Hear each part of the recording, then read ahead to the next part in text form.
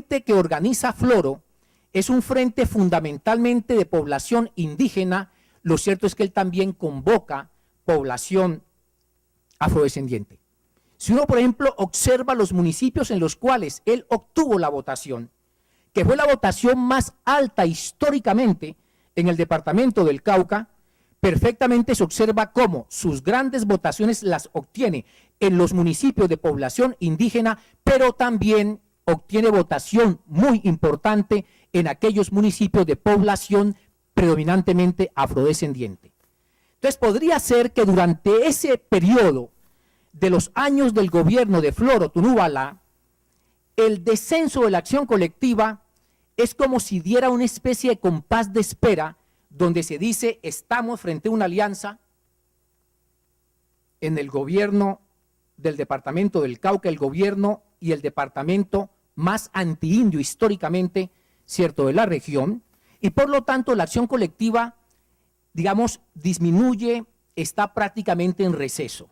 Pero una vez se termina el periodo de gobierno de este indígena, la acción colectiva comienza a ascender entre el 2003 y el 2007, que es el periodo de estudio nuestro.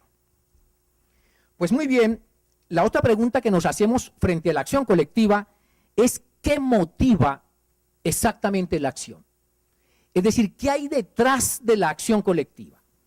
Cuando un actor despliega la acción colectiva está buscando algo, por lo tanto la acción está motivada.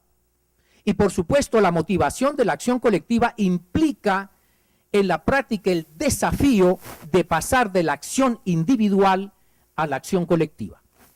Cuando miramos la motivación, se destacan elementos del siguiente orden.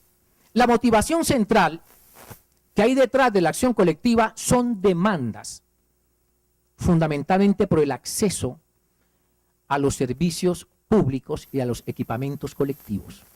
Es decir, son demandas por el acceso al agua potable, son demandas por el acceso a la educación, son demandas por el acceso a la salud, son demandas por el acceso a alcantarillados, son demandas por el acceso de agua potable. Esto es extremadamente significativo, porque eso está implicando en la motivación de la acción colectiva que en la práctica lo que está motivado detrás de la acción son las profundas desigualdades que se han construido estructuralmente en la región de estudio.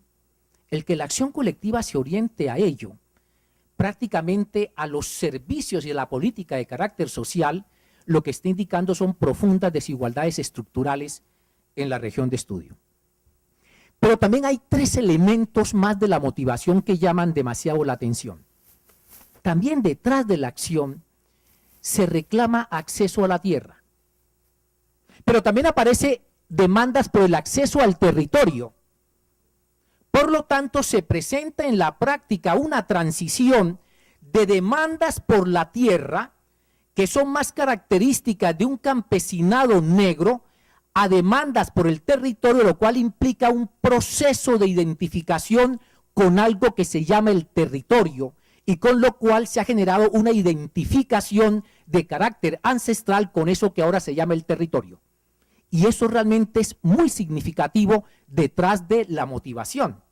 Uno podría plantear que lo que hay detrás de esa motivación es, por supuesto, la influencia del movimiento social afrocolombiano que comienza a demandar territorios en la costa pacífica amparados en las demandas de Ley 70.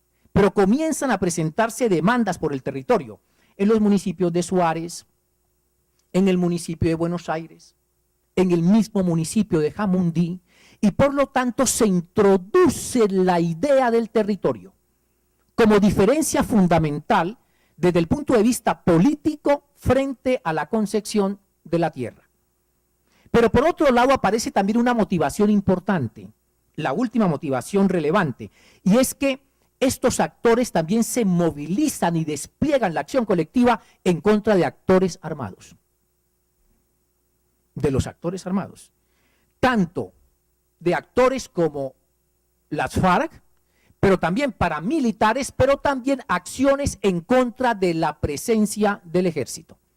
Y en la práctica esa es la cuarta motivación fundamental que está detrás de la acción colectiva. Habría que preguntarse por los repertorios. Es decir, ¿cuáles son los repertorios centrales que movilizan la acción? Y aquí hay algo que es significativo de esta fenomenología de la acción colectiva. Estos actores hacen uso fundamentalmente de los repertorios que implican la movilización, que implican la protesta de carácter público, que implican el plantón, pero aparece un repertorio fundamental como es el bloqueo de las vías. En la práctica, el bloqueo de las vías como repertorio de acción se convierte en el repertorio más importante de esta fenomenología de la acción colectiva. Y habría que preguntarse por qué exactamente ese repertorio, por qué es el bloqueo de la vía el repertorio más eficiente y más eficaz detrás de la acción colectiva. Y por supuesto las respuestas están completamente claras. La zona está atravesada por la vía panamericana que conecta el centro del país con el sur del país. Es una arteria de carácter fundamental, no solo de la comercialización, sino también del transporte y los flujos del centro hacia el sur del país, y por supuesto cualquier bloqueo de esa vía implica un impacto fuerte, no solo en la producción, sino un impacto muy fuerte también, por supuesto, en la movilidad. Realmente estos actores han encontrado en el bloqueo de las vías el repertorio prácticamente más eficiente y más eficaz en la acción colectiva. Y a lo mejor es el repertorio más importante porque es el repertorio que está en la práctica a la mano y a disposición de estos actores cuando ellos no participan de los centros de poder en los cuales se define la política económica y la política social de la región. Habría que decir que este repertorio no solo es característico de la región, sino que este repertorio en la práctica se ha convertido en el repertorio más importante del movimiento indígena en América Latina. Si uno hace un seguimiento al repertorio, puede observar cómo las grandes movilizaciones, las grandes marchas y el bloqueo de vías se ha convertido en el repertorio fundamental del movimiento indígena en América Latina. Y aquí lo vemos exactamente en la acción colectiva detrás de los actores que se reconocen como afrodescendientes. Bien, tengo que preguntarme por el contendor de la acción colectiva, y no es sorprendente, pero se despliegan dos actores centrales como contendientes de la acción colectiva. Por un lado, el Estado. En la práctica, la mayoría de la acción colectiva que se despliega durante ese periodo tiene como contendor al Estado, al agente estatal. Y por supuesto, el Estado es el contendor fundamental porque la acción colectiva se orienta o a buscar servicios de orden público o a cuestionar la calidad del servicio público que se da a través de la política pública de orden social. Y resulta que el segundo contendor que aparece allí son los grupos guerrilleros, los actores armados. Digamos, acciones que tienen como contendor al actor armado, y son acciones en las cuales se dice que por favor ese actor armado está en el territorio o está en la tierra y que no se quiere participar de esa guerra que está implicando a estos actores armados. Por lo tanto, esos son los dos contendores fundamentales. Lo otro que encontramos es que la acción colectiva es una acción colectiva fundamentalmente pública. Se despliega en los espacios públicos. Se despliega, por supuesto, en la vía, se despliega en la carretera, o se despliega en la plaza pública. Por lo tanto, es una acción colectiva pública. Y la acción colectiva que se despliega en los recintos cerrados es una acción colectiva minoritaria frente a la acción pública fundamental de estas acciones. También nos preguntamos por cuál es la dimensión de los participantes en la acción colectiva. Si estas protestas y estas movilizaciones involucran a muchos participantes o si por el contrario el número de participantes es un número pequeño. Y eso por supuesto es muy importante en la lógica de la acción. Por lo tanto, establecimos rangos de participantes en el evento de la acción colectiva y encontramos que más del 50% de la acción colectiva, de esas 221 acciones que hemos catalogado como acciones desplegadas por actores que se identifican o tienen alguna identificación como actor negro, como población afrodescendiente, participan más de 2.000 personas. Por lo tanto, esto nos permitiría llegar a la conclusión que la zona es una zona muy activa desde el punto de vista de la protesta y la acción colectiva, pero que la acción colectiva es una acción colectiva mayoritaria, por no decir masiva. Claro, por supuesto, hay acción colectiva pequeña donde solo se movilizan 20, 25 personas, 50 personas, pero el grueso de la acción sí implica el despliegue y la participación de un número importante de sujetos y pobladores. Por otro lado, nos preguntamos por el carácter urbano o rural de la acción colectiva. Y lo que encontramos es que la acción colectiva es fundamentalmente urbana, aunque la acción colectiva rural sigue siendo importante, cualitativamente. Cuantitativamente es muy importante la acción colectiva urbana, y esto, digamos, lo que está implicando es que detrás de ello hay, por supuesto, los procesos de cambio demográfico a los cuales está sometido la población afrodescendiente y la población negra, no solo en la región de estudio, sino en el conjunto del país. Lo cual significa que en estos momentos la población afrodescendiente tiene un patrón demográfico similar, casi similar a la población mestiza.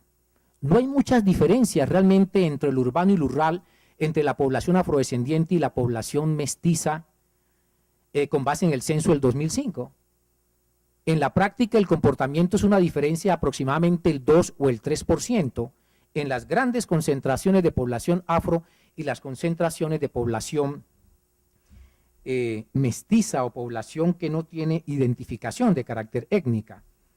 Por supuesto, el que la acción colectiva sea una acción colectiva fundamentalmente urbana, está implicando desafíos para el movimiento social afrocolombiano, porque en la práctica ese movimiento levantó consignas de reivindicación del territorio, fundamentalmente en la región de la costa pacífica a la luz de Ley 70, y por supuesto esas reivindicaciones por la titulación de territorios colectivos son titulaciones de un mundo rural.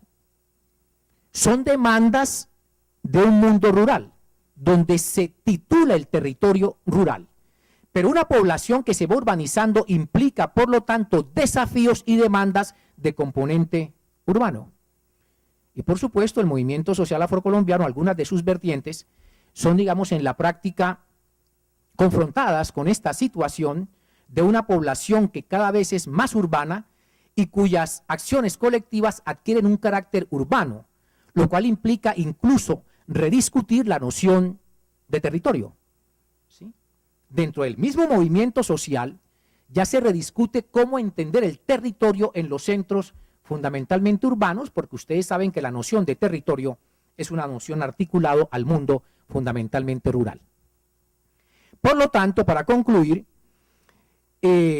rápidamente, estamos frente a una región de estudio, frente a una zona de estudio que se caracteriza por una fuerte actividad de protesta, por un dinamismo fuertísimo de la acción colectiva que está realmente implicando una tradición fuerte de resistencia en la región. Por ejemplo, las demandas por los servicios públicos tienen desde el largo del siglo, incluso acentuados hacia los años 80, cuando se forman los movimientos y los paros cívicos, que tienen también como objetivo fundamental la dotación de servicios públicos en la región. Muchas gracias.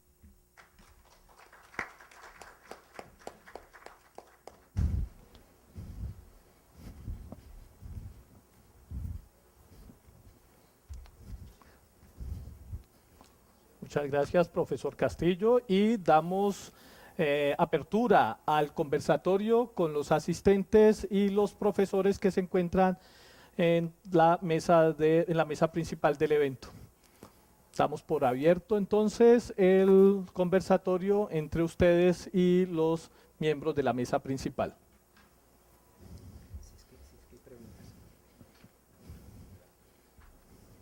Si es que hay preguntas, ¿no?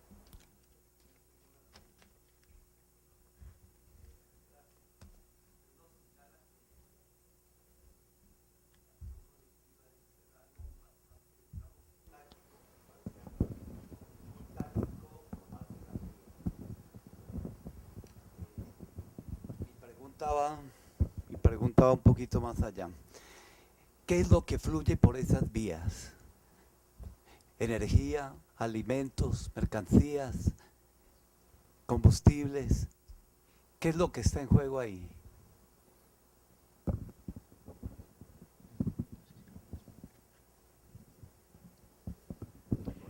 Será bueno que recojamos las que hayan y las vamos resolviendo después de unas horas. Pues si hay más. ¿Hay otra pregunta más?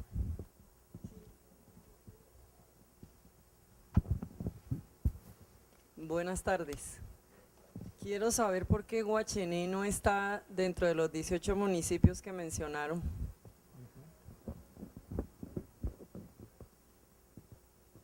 ¿Alguien más tiene preguntas?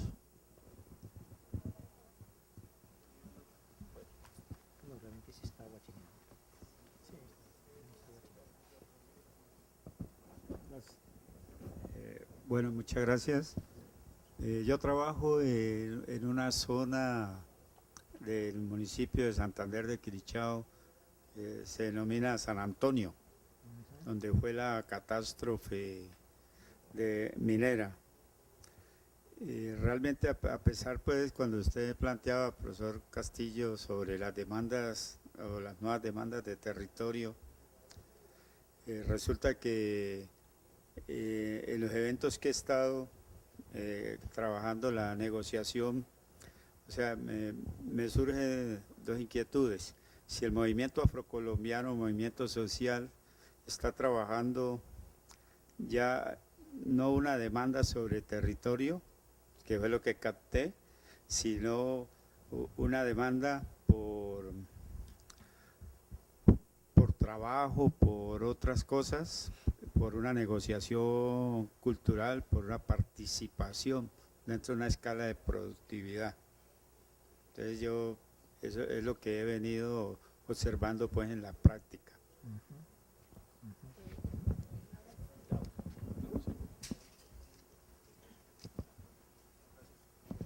Profesor Castillo, buenas tardes. Era para preguntarle, pues, para que me explicara un poco mejor cómo se construyen las categorías digamos, en la investigación en concreto, porque no me quedó muy claro lo de la urbanidad y la ruralidad, porque el norte del Cauca reviste unas particularidades en ese sentido, bueno, y muchas partes del país. Pues precisamente April en su libro insiste mucho en que hay que tener cuidado sobre todo al construir categorías demográficas, ¿no? Lo otro es que cuando usted menciona digamos los requerimientos por tierra y por territorio como motivaciones para la acción colectiva, yo quisiera preguntarle si acaso la tierra que usted dice que la reclama básicamente un campesinado negro no hace parte precisamente del territorio negro. Gracias.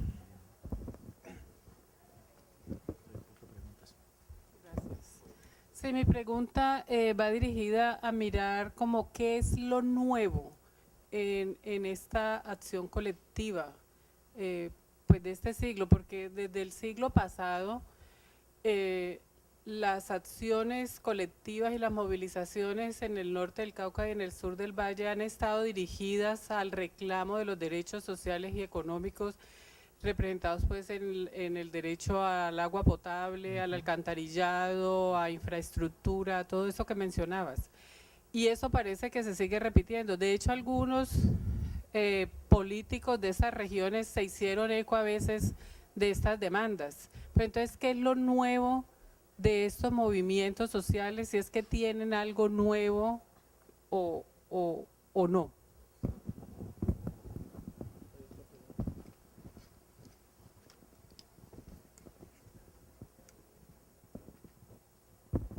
Es conocido como los pueblos afrocolombianos del norte del Cauca construyeron territorio a partir de una negociación con los antiguos terratenientes esclavócratas.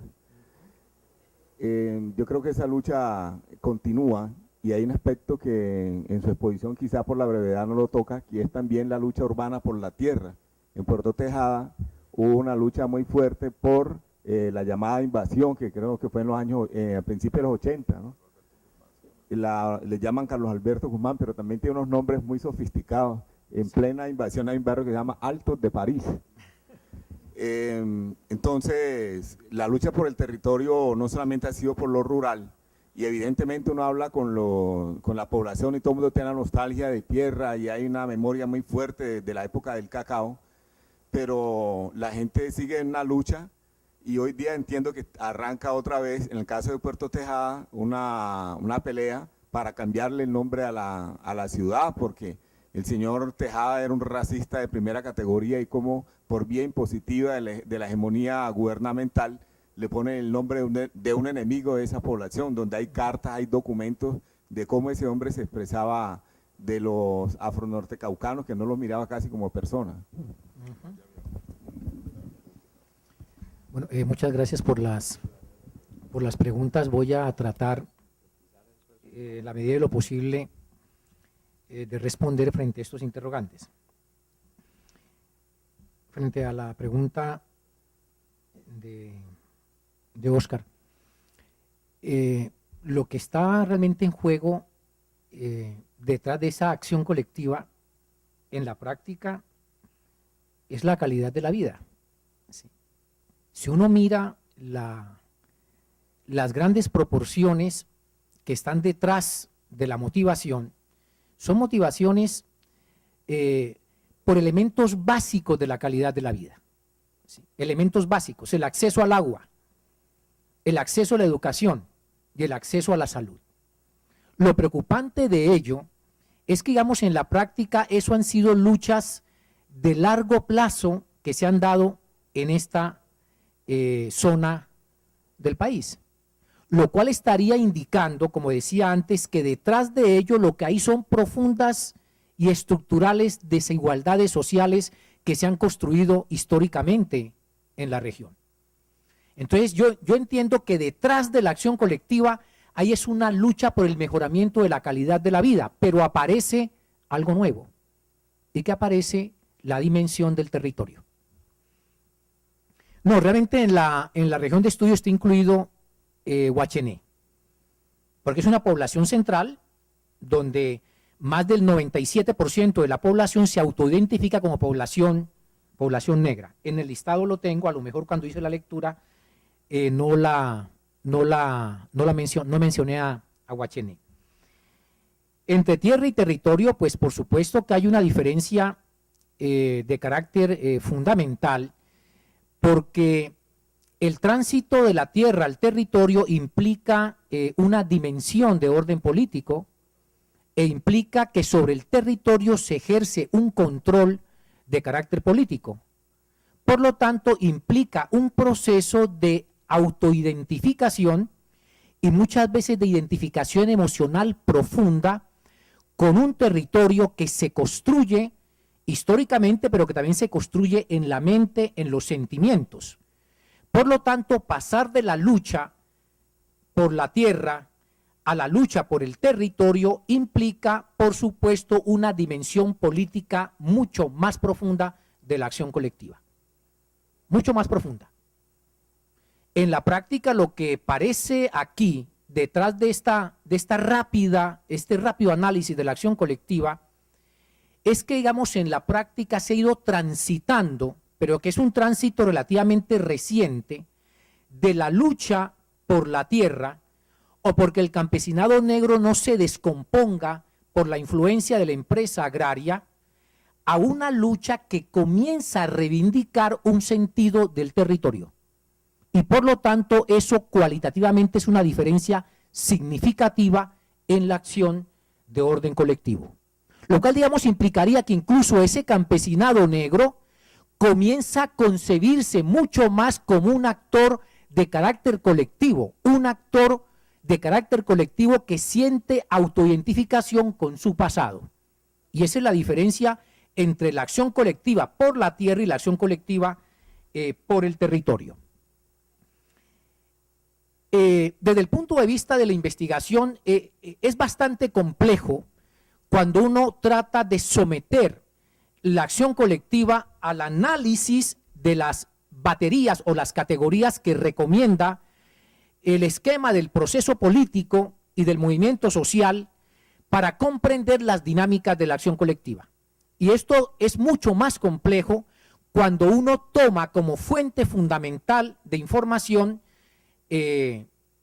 la prensa, ¿de acuerdo? La prensa, porque la prensa, como decía antes, establece mucho su registro de la acción colectiva y uno tiene que derivar de la noticia, en buena medida, interpretación de lo que hay detrás de esa noticia que la ha hecho un reportero. Y eso, digamos, implica la investigación con esta fuente de carácter documental.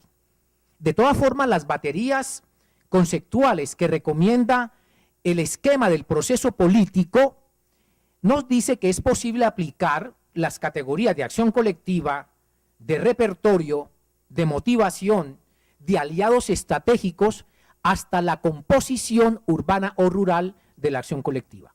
Cuando me pregunto por la composición urbana o rural, lo que está significando esto es si la acción colectiva se desplegó en el espacio urbano del municipio.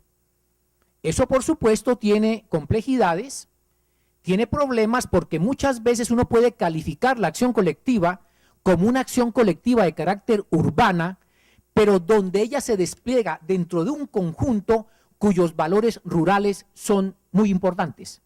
Entonces, esas clasificaciones son clasificaciones que también son problemáticas. Uno podría decir, por ejemplo, que una acción colectiva que está reivindicando el territorio y que por lo tanto tiene un carácter rural, es una acción colectiva cualitativamente muy importante. Y puede ser mucho más importante esa acción colectiva que reivindica el territorio frente a una acción colectiva de carácter, por ejemplo, urbana, que aparece cuantitativamente más importante. Por lo tanto, son categorías, ¿cierto?, del análisis, pero que son categorías problemáticas cuando uno intenta desmenuzar este conjunto de categorías. Incluso muchas veces uno se ve en la práctica forzado a clasificar la noticia que aparece en la prensa en estas diferentes clasificaciones de la acción colectiva. La pregunta de Betty es realmente muy importante, porque Betty se pregunta, bueno, ¿y qué es lo nuevo? ¿Qué es lo nuevo que aparece allí? Porque las reivindicaciones por el acceso a los servicios públicos son reivindicaciones que vienen desde la protesta de comienzos del siglo en esta región. Incluso protestas que dieron origen a los movimientos cívicos de los años 80, que fueron movimientos cívicos muy fuertes en la región de estudio. Y esos movimientos cívicos de los años 80 se proponían fundamentalmente equipamientos colectivos. Y resulta que uno sigue encontrando eso en la acción colectiva. Si hay algo nuevo de la acción, lo nuevo sería reivindicaciones recientes por el territorio. Reivindicaciones por el territorio. Y esas reivindicaciones por el territorio están generadas fundamentalmente por el proceso que se lleva a cabo de la titulación de territorios colectivos en la región de la costa pacífica. La revolución de hecho más importante que se ha producido en este país, liderada por el movimiento social afrocolombiano. Esas reivindicaciones por territorio, que implica un control de carácter político de un espacio, también se están dando en la región de estudio, no solamente allí, también en el resto del país y en las concentraciones afrodescendientes hay también demandas por territorio. Esas demandas por territorio implican la construcción y la constitución de consejos comunitarios de comunidades negras que se pretende estén al frente del territorio. Y esas demandas están en la costa Caribe. Palenque, por ejemplo, demandó la titulación como territorio colectivo de la zona de Palenque y efectivamente ahí se hizo el título colectivo sobre cerca de 3.000 hectáreas de Palenque. Pero esa demanda se enfrenta con el problema que es los diferentes instituciones del Estado que tienen que responder la demanda de la titulación te dicen exactamente lo siguiente: no puede ser titulado como territorio colectivo porque la ley 70 lo que dice es que el territorio colectivo se titula en la región de la costa pacífica, aunque ustedes saben que la ley dice que también en aquellos lugares que tienen características similares a los ríos de la región de la costa pacífica. Pero ese inciso de la ley, por ese inciso de la ley, en la práctica las comunidades negras de la región están reivindicando territorio. Y ellas construyen los consejos comunitarios para hacer un control exactamente del territorio, pero eso no es reconocido exactamente por el Estado en esa confrontación del actor frente al Estado. En un análisis que estamos haciendo de consejos comunitarios de comunidades negras, en este país se han construido cerca de 600 consejos comunitarios de comunidades negras. De esos 600 consejos, cerca de 300 están localizados en la región de la costa pacífica. Y esos consejos tienen título de territorio colectivo. El INCODER ha entregado esos títulos sobre cerca de 5.5 millones de hectáreas en esa gran región. Pero por fuera de ella hay cerca de 300 consejos comunitarios que están intentando operar en territorios que ellos los entienden como territorios colectivos, pero que el Estado, por supuesto, no los titula. Y no los titula porque dice, es que esa zona no es una zona de la región pacífica.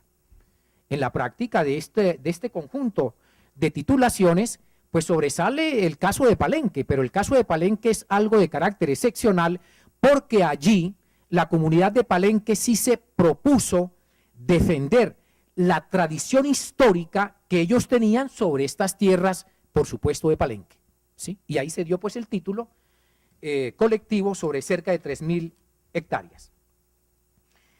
Está la pregunta que la lucha no es una lucha por el territorio solo rural, sino que es una lucha por el territorio también urbano.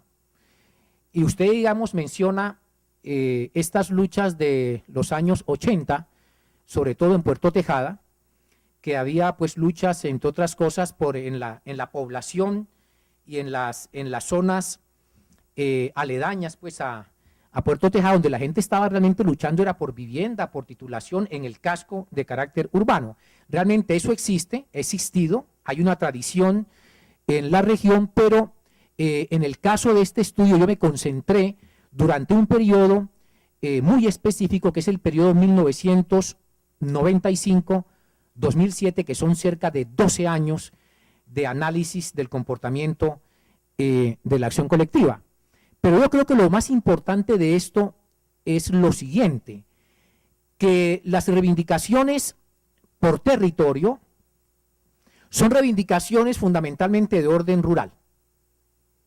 Y en la práctica corresponden históricamente a acciones colectivas que están reivindicando un territorio que es de carácter rural, de manera similar como lo han hecho las comunidades indígenas, que ellas reclaman la titulación del territorio o el resguardo como entidad territorial porque ellos han construido una identificación profunda y emocional históricamente con eso que ellos llaman el territorio. Y que además debe ser administrado políticamente a través exactamente del cabildo. Pero estos cambios que se están produciendo están implicando, como lo había dicho antes, que el movimiento social afrocolombiano está enfrentando retos profundos porque las demandas que se vienen son demandas que tienen un contenido fundamentalmente urbano, por la transición demográfica y por el cambio demográfico de la población afrocolombiano que se ha producido en los últimos 20 o 25 años. Estamos frente a una población fundamentalmente urbana. Es que de los 10.5% de población que se identificó como población afro, eso está cierto muy discutido en el censo del 2005, donde estamos hablando que en la práctica cerca de 5 millones de colombianos se autorreconocieron como afrodescendientes. Algunos datos dicen que no, que es cerca del 20 y el 25%, pero estaríamos diciendo que el contingente de población afrodescendiente en cerca del 75% es una población fundamentalmente urbana. Y la concentración más importante de esa población está exactamente aquí. Esta es la concentración más importante de población afrodescendiente de Colombia, porque tenemos cerca de 1,5 millones de afrodescendientes en esta región, incluyendo, por supuesto, la ciudad de Cali. Digo Cali con su área metropolitana. Digo es Cali, Jamundí, Puerto Tejada, Santander, Guachené, Candelaria, Florida. Esa es una concentración de cerca de 1,5 millones de afrocolombianos. Y la composición es fundamentalmente urbana. No tienen en la práctica diferencias sustanciales frente a la población mestiza. Y eso, por supuesto, implica demandas y características de acciones colectivas y demanda de contenido urbano que el movimiento social tendrá que pensarlas.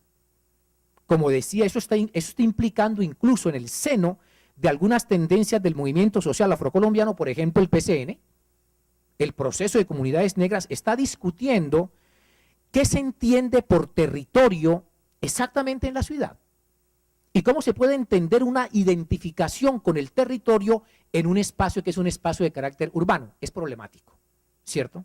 Es problemático, pero por supuesto el movimiento está prácticamente frente a una disyuntiva que está generada por la transición demográfica de las poblaciones afrodescendientes.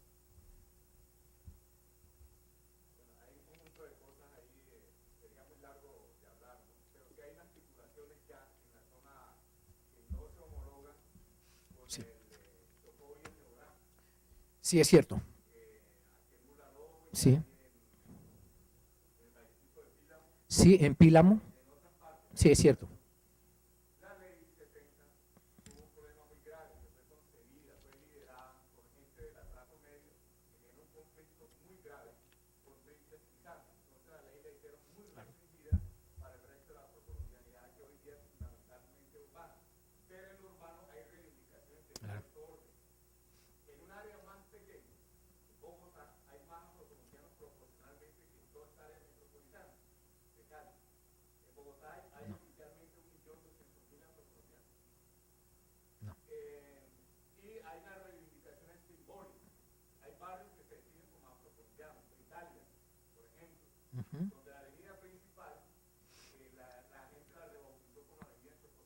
Uh-huh.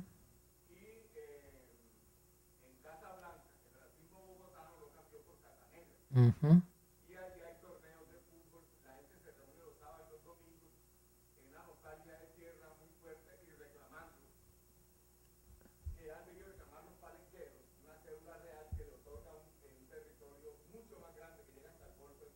Ajá.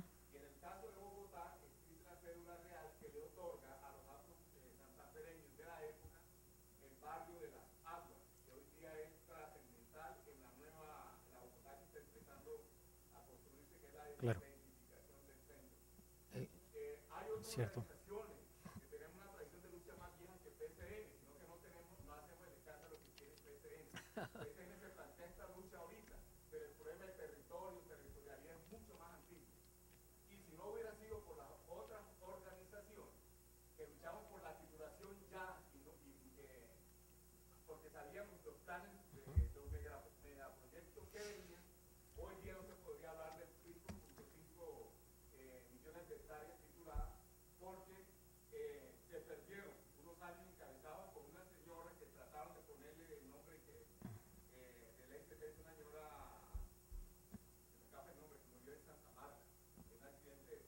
Ajá.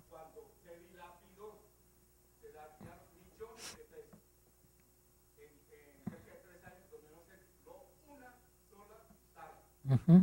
La historia cambió cuando llegó Otilla Güemes, que dijo, esto hay que titularlo porque lo que viene es incontrolable. Así como en el norte, en esta región, se está luchando por recuperar el territorio, en el Chocó geográfico el fenómeno es que nos estamos desterritorializando con una reforma agraria violentísima, como es la guerra que encabeza la guerrilla con sus proyectos políticos.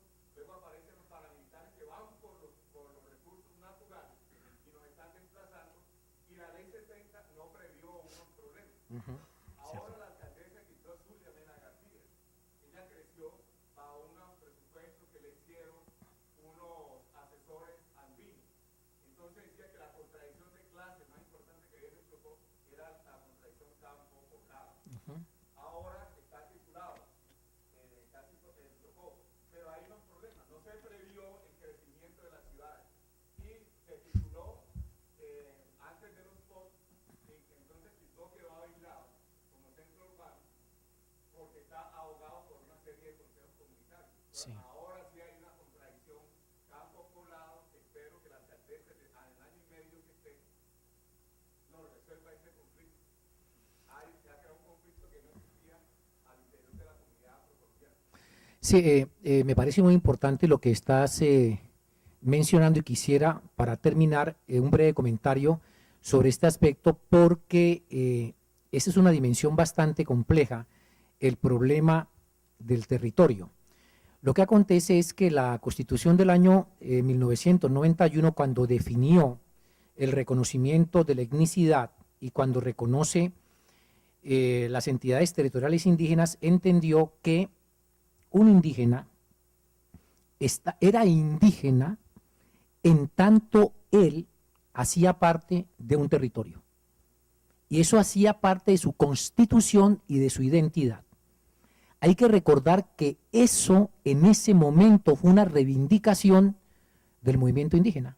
Lorenzo Muelas estaba en la Asamblea Constituyente, Rojas Birri también estaba en la Asamblea Constituyente, y las reivindicaciones que ellos plantearon eran reivindicaciones por territorio, por titulación de territorios, territorios ancestrales y territorios modernos. Y entendían que el indígena era indígena en tanto estuviese en ese territorio. Y la Constitución lo entiende así. Y luego la Ley 70, como ustedes saben perfectamente, entiende que la titulación del territorio colectivo es la titulación, pero en la región de la costa pacífica. Y por supuesto, ahora, cuando hay un fenómeno en el cual las poblaciones están en los centros urbanos, surge el problema del territorio. Aquí, por ejemplo, en la ciudad de Cali hay cabildos indígenas. Hay 5 cabildos indígenas. Y hay consejos comunitarios. Y entonces el Estado, ¿qué dice? El Estado no reconoce esos cabildos indígenas urbanos, porque legalmente se dice que el cabildo está articulado al territorio. Y por supuesto hay una gran contradicción. Los indígenas te dicen, es que yo tengo el territorio en mi cabeza. Yo también pienso el territorio y yo vivo el territorio, pero el Estado no lo reconoce, porque la Constitución asume que ese indígena en tanto estás articulado a ese territorio. Y con el caso de las comunidades afrodescendientes, pues lo que ha acontecido es que en la práctica ese principio de Ley 70, ahora cuando la población está haciendo reivindicaciones por fuera de la costa pacífica, se encuentra con estos impedimentos de orden legal. Claro, por supuesto, ha habido titulaciones pequeñas. Ha habido la titulación de Pílamo, el pequeño cierto título. Está la titulación de La Boquilla. Está la titulación de Palenque, que son titulaciones por fuera de la región de la costa pacífica. Pero por fuera de esas, hay cerca de 300 consejos comunitarios que están demandando titulación colectiva del territorio. Y hay un impedimento de carácter legal. Creo que es el gran problema que se está enfrentando en este caso en la asociación con el territorio. Pero usted tiene toda la razón en lo que está diciendo.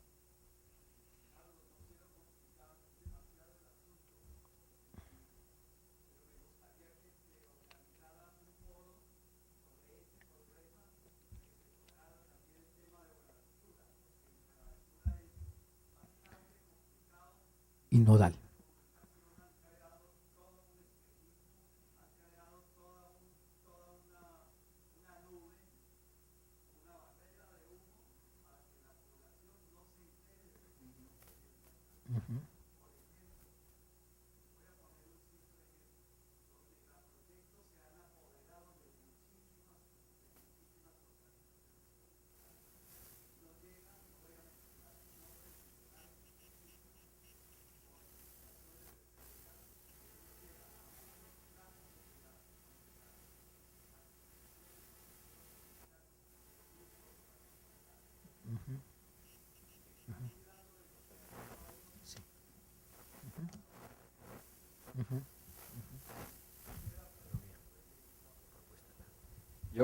Gracias, Oscar. Yo creo que tu propuesta que da para que hagamos un evento académico con respecto a ello, podríamos mañana, que tenemos continuidad de este evento en el auditorio Germán Colmenares, en la Facultad de Humanidades, tocar, porque algunos de los proyectos que se van a presentar y del conversatorio que vamos a tener sobre la base ya de unos trabajos en concreto, vamos seguramente a tocar algo de ello, pero por supuesto esto es un tema grueso que amerita una dedicación mayor. Bueno, muchas gracias. Yo creo que mañana nos encontramos, pero no sin antes escuchar las palabras de quien nos está haciendo el protocolo, por favor. Bueno, yo creo que ya con estas palabras del profesor Mario Diego damos por finalizado el conversatorio. En el día de hoy continuamos mañana a las 8:30 en el auditorio Germán Colmenares de la Facultad de Humanidades. La Universidad del Valle, la Facultad de Humanidades y el doctorado en Humanidades dan las gracias, agradecen la asistencia a todos ustedes y los invita a compartir y dialogar con un cóctel que tiene preparado en el hall del auditorio. A todos ustedes, muchas gracias, feliz noche.